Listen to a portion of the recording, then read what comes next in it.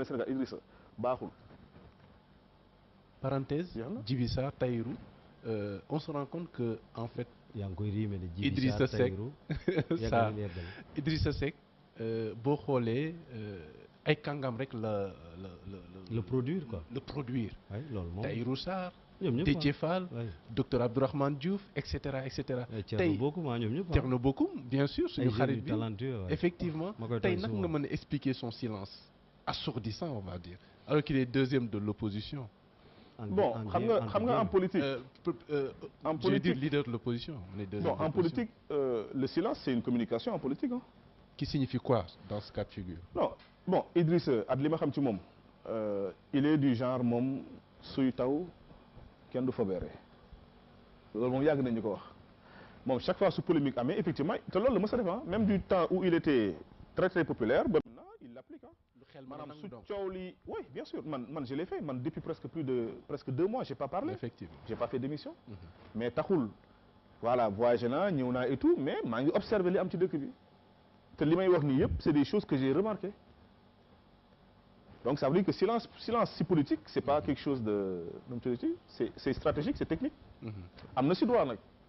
ouais mais quand même. mais waru ko. non du ma ne war na ko wala waru ko parce que aussi moom boppam parce que en dehors d'être un leader politique moom moo xam ban timing la war a waxee je pense mais li ma xam ba xam mooy que man Sénégal pour man heure bi nii sénégalais yi yeewu nañ ci xam ki baax ci dëkk bi wala ñi baax ci dëkk bi ak ñu ko nekkul wala ñu ko nekkatul mais ay Idriss Seck ay Khalifa Sall ay Karim Wade et tout loolu yëpp franchement c'est du passé. ba ci ay Malick Gakou c'est du passé. ba ci Khalifa. il s'est refait une vie politique après la prison. Qui ça?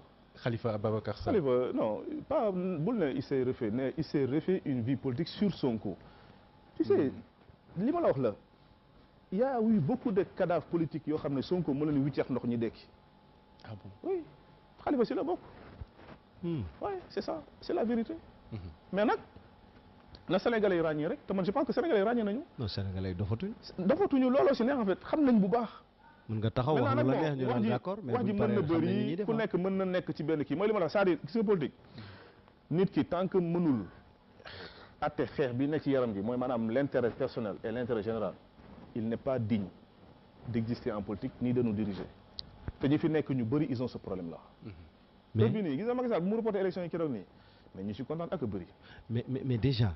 man bi mu mais ñu ci kontaan. mais man bi mu reporté élection yi ak léegi bon ay révélation sur révélation maa ngi koy jot benn boo xam te ni jur na temps yi coow ñu ne Souleymane Jules Diop donc sûrement mu ngi ñuy suivre donc bu mu wax mais moom avant muy wax sax man nee naa njëkk naa ko dégg ci Mame Mbaye Niang comme ni ma toogee ak yow nii noonu laa toogee woon ak moom ak Abdoul Khadre donc mu ne le président de la République déjà mën nañoo jàpp ne sax moom bu fekkee am na ku njëkk a pare pour joxe réew mi moom la parce que déjà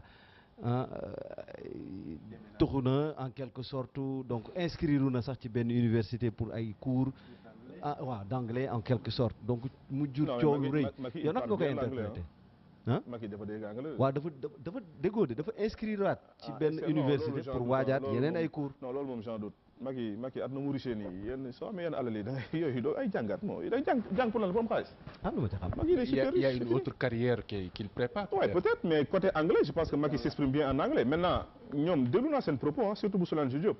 mais bon man je me dis que xam nga communication politique y a ce qu'on appelle maanaam le suicide mensonger. maanaam mooy da ngay ñëw. wax benn safaan bu rëy quoi pour raxas sa kilifa. loolu mooy le suicide mensonger. heure bii dafa am ñoo xam ne foofu la ñu taxawee ci ñoom ci Macky Sall parce que pourquoi te rare na sax parce que sooy xool Souleymane Jules Diop la at Mame Mbaye Niang. sinon la plupart ñu ko doon defal Macky Sall presque ñëpp même non ils se sont pas tus. oui ils étaient abattus du report parce que Amadou Ba lañ doon investir. te loolu gars yi seetluñu ko. ils sont pas tués c'est-à-dire pour ñoom Amadou Ba la que ça soit ñu bëri du ma lim mais am na ñu si bëri ñoo xam ne ñoo dakkoon toog di xeexal Macky Sall mais tellement que ils sont devenus des bras armés de Amadou Ba. que ñoom ñëpp dañoo ne tekk tekkaaral Donc voilà. Maintenant, bon, il y en a qui essaient de jouer au sapeur, comme Souleymane Diop, Mame Mbaye Niang. Bon, c'est noble. Maintenant, mais pour leur dire juste que Macky Sall prévoit le Maroc, quoi. D'accord. Ces relations avec Amadou Ba, junj ko sank en conseil des ministres mercredi dernier, que renouveler na ko sa confiance. Mooy ñadd bi rek. waaw ñadd bi la pour waajal voilà li ñu war a waajal mais loolu daf may amener à ce que me poser la question de savoir accusation de corruption yi ñu koy jiiñ au sein même de son camp de la coalition Benno Bokk Yaakaar tey au regard de tout ce qui se passe accusation yooyu si sa xalaat lan lay nëbb accusation yi noonu bon am na amul je sais pas xam nga man Amadou Ba li ma wax nii am na ku mën a seede man quand je l'ai senti en danger mooy xam nga Amadou Ba ba ko Macky déclaré que mooy candidat et tout il faisait ses tournées de proximité et tout boobu chaque fois j'avais remarqué que Farba Ngom était toujours dans sa délégation ba même Macky Sall bu muy mujj dem États-Unis habituellement Farba Ngom da koy jiitu pour mobiliser ko et tout mais Farba Ngom sax demoo États-Unis mi ngi woon nekk at Amadou Ba di def le tour du Sénégal après quelque temps ba Macky Sall actionné ñenn ci opposition bi di leen porter la responsabilité de demander le report après foofu laa gis ne que Farba Ngom nekkatul ci délégation wu Amadou Ba maanaam mooy que dellu na ci kilifa gu mag gi après c'est là que j'ai su que Amadou était cuit